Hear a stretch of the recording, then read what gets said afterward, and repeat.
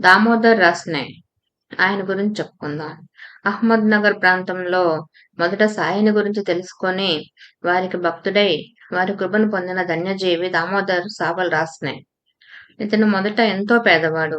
గాజులమ్ముకుని జీవిస్తుండేవాడు. కొంతకాలానికి అదృష్టం కలిసి వచ్చి ఇతడు ధనికుడయ్యాడు.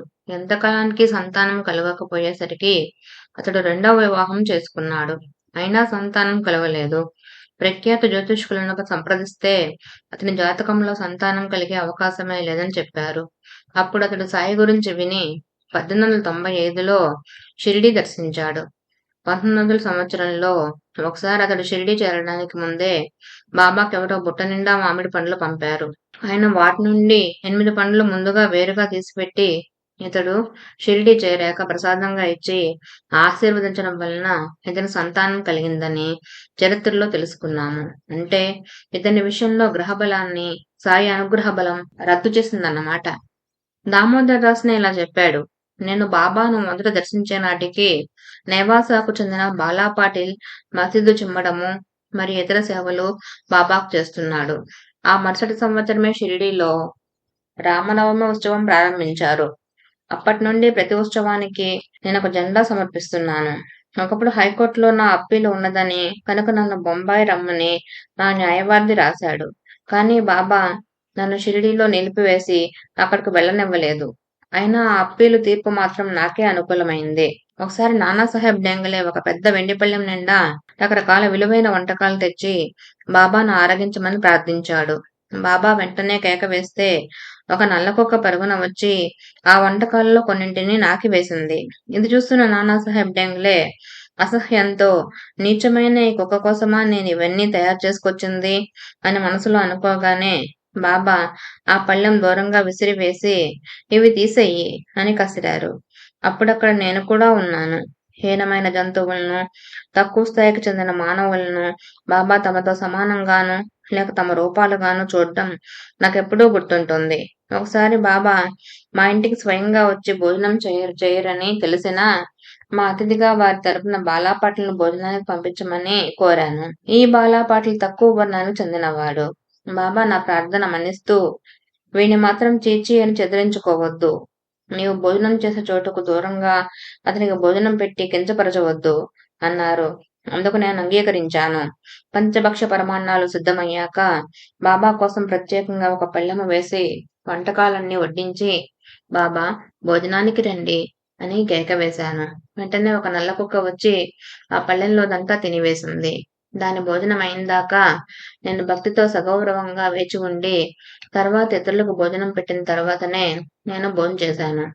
బాలాపాటలను కూడా బయట కాకుండా ఇంట్లో నా పక్కనే కూర్చోబెట్టుకుని విస్తరి వేసి వడ్డించాను. నా మనసు ఎప్పుడూ బాబా మీదనే నిలుస్తున్నది. తరచుగా వారు నాకు ఇక్కడే దర్శనమిస్తారు. ఒక్కొక్కప్పుడు బాబా నన్ను ఎంతో తీవ్రంగా కూడా తిట్టి కొట్టేవారు. కానీ అక్కలకోట మహారాజు విషయంలో వలె వారి తిట్లు దెబ్బలకు శుభమైన ఫలం ఉంటుందని నాకు తెలుసు. కనుక నేనెన్నడూ బాధపడలేదు, అలుగలేదు, లేక వారిపై భక్తిని విడిచిపెట్టుకోలేదు. ఆయన ముస్లింలను వారి నమాజులు చేసుకున్నాకనే తమ వద్దకు వచ్చి ఖురాన్ చదువుకోమనేవారు.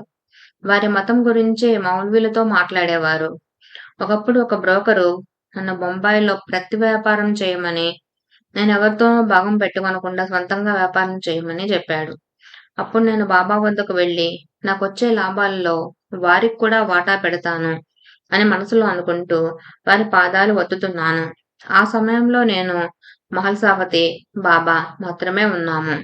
అప్పుడు బాబా లాభంలో వాటాలు తీసుకోవడం వంటి సాంసారిక విషయాల్లో ఇరుక్కోవడం నాకు ఇష్టం లేదు అని స్పష్టంగా చెప్పేశారు. కనుక నేను ఆలోచన మానుకున్నాను.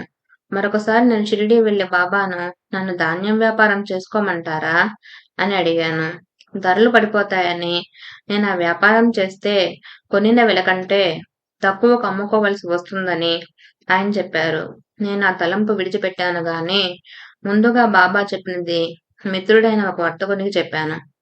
అతడు తరువాత చాలా రోజుల వరకు ధాన్యం ధర ఎలా పెరుగుతున్నదో నాకు చూపి బాబా చెప్పిన మాట తప్పైపోయిందన్నాడు. కానీ శ్రావణ మాసంలో మంచి వర్షాలు పడ్డాయి.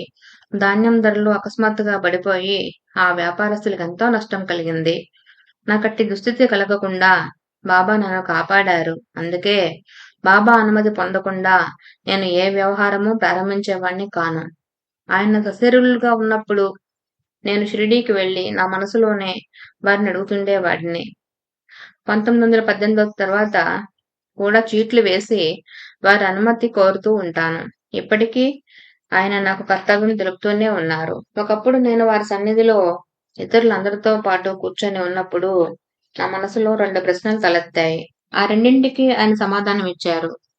నా రెండవ ప్రశ్న నా గురించిందే. బాబా సమాధి చెందితే నాకు దిక్కెవరు? నా గతేమిటి? అన్నదే. దీనికి బాబా వారిని నేను తలచుకున్న క్షణంలోనే నా చెంతన ఉంటాను అన్నారు. ఆ మాట వారు 1918కి ముందు తర్వాత కూడా నిలుపుకుంటున్నారు. అయినప్పటికీ నా చెంత నుండి నడిపిస్తున్నారు. ఆయన ఇప్పటికీ నా చెంతన ఉండి నడిపిస్తున్నారు. 1910 సంవత్సరంలో నా సోదరుడు నా నుండి వేరుపడ్డాడు. నా సోదరి మరణించింది. నా ఇంట దొంగతనమై పోలీసు విచారణ జరగడంతో అప్పుడు నా మనసెంతో కలత చెంది ఉన్నది. నా సోదరి మరణించినందుకే నా మనసెంతో తారుమారైంది.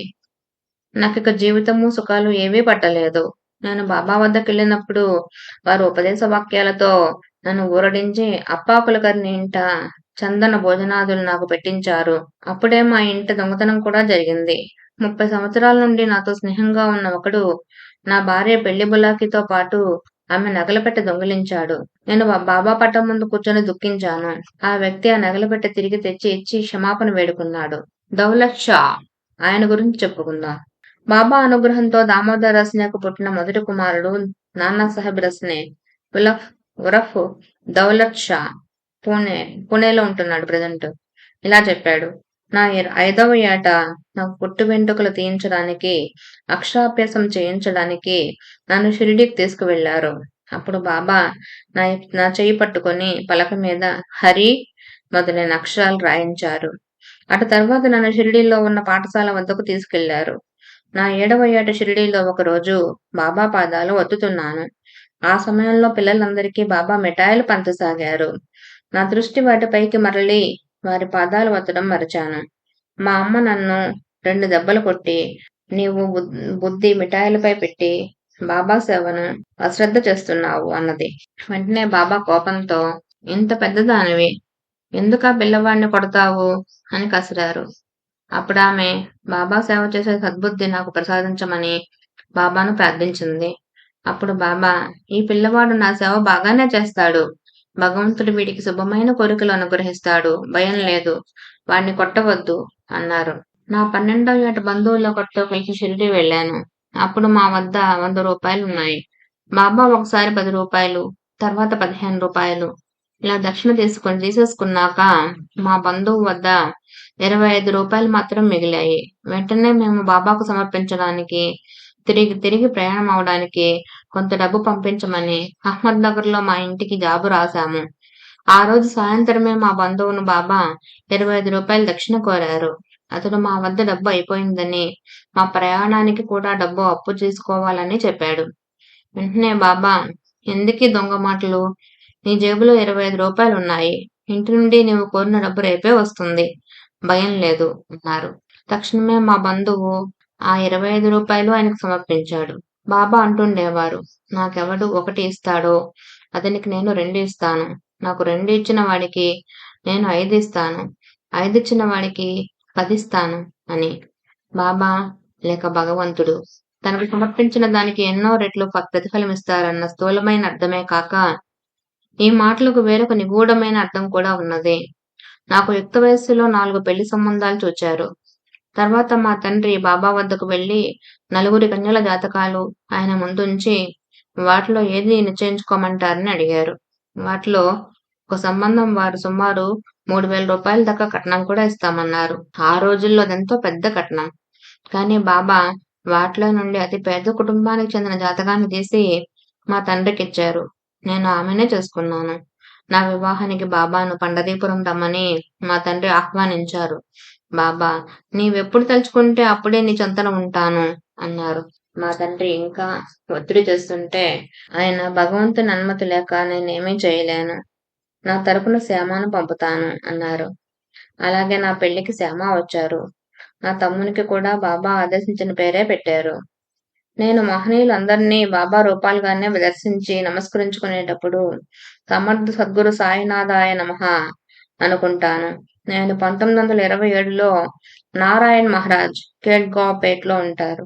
వారిని దర్శించినప్పుడు ఆయన, నీ గురువు పరమ గురువు, నాకంటే గొప్పవారు, నా వద్దకు ఎందుకొచ్చావు? నీ ప్రారబ్ధ సంచితాలు అక్కడే ఉన్నాయి. ఏ నీ ఎన్నిక సాటిలేనిది. నీవక్కడికే వెళ్ళు, నీ లక్ష్యం సిద్ధిస్తుంది అన్నారు. నేను 1927లో నా గ్రహస్థితి, ఆరోగ్యము బాగులేనప్పుడు సీతారాం ఉత్తరేశ్వర్లోని శివాలయానికి, ఇది పూణేకి 40 మైళ్ళ దూరంలో ఉంది, ప్రతి ఆదివారము వెళ్లి పూజించేవాడిని. ఒక ఆదివారం రాత్రి 9 గంటలకు నేను సాయిబాబాయ నమః అంటూ శివలింగం మీద పువ్వులుంచేసరికి దాని వద్ద ఒక వెలుగు, దానిలో బాబా రూపము దర్శనమిచ్చాయి. నాటి నుండి నా ఆరోగ్యము, ధైర్య ఉత్సాహాలు కోలుకున్నాయి. ఒకసారి అక్కడ ఉన్న జానకిదాసు అనే మహాత్మునికి నమస్కరించుకోగానే ఆయన, నీవు ఆశ్రయించిన వారు గొప్ప మహాత్ములు, నా వంటి వారెందరో వారి పాదాలకు నమస్కరిస్తారు, నా వద్దకు వస్తావెందుకు అన్నారు. నాటి రాత్రి కలలో నాకు ఒక పకీర్ దర్శనమిచ్చి, నీవు ఆందోళన పడుతున్నావు, నీ తండ్రికి చెప్పి నీ శరీరము మనస్సు నాకు అర్పించు అన్నారు. నేను ఇప్పుడే సమర్పించి తర్వాత మా తండ్రికి తెలుపుతాను అన్నాను. నీ తండ్రి అనుమతి లేకుండా తీసుకోకుండా నేను వాటిని ఎలా సమర్పిస్తావు అన్నారు బాబా. నేను, నా జీవితం నాది, నా తండ్రికి ఇంకా బిడ్డలున్నారు, ఆయన ఏమీ అభ్యంతరం చెప్పరు, ఆయనకు బిడ్డలను ప్రసాదించింది మీరే కదా అన్నాను. అప్పుడు బాబా నన్ను తమ చేతిలోనికి తీసుకొని హృదయానికి దగ్గరగా జేబులో పెట్టుకున్నారు. నేనెంతో ఆనందించాను. నాకు మెలకువ వచ్చేసరికి నా మనస్సు వైరాగ్యంతో నిండి తృప్తిగా ఉన్నది. వెనుకట్లాగా విషయ వాసనలు నన్ను బాధించటం లేదు. ఓం సాయిరాం.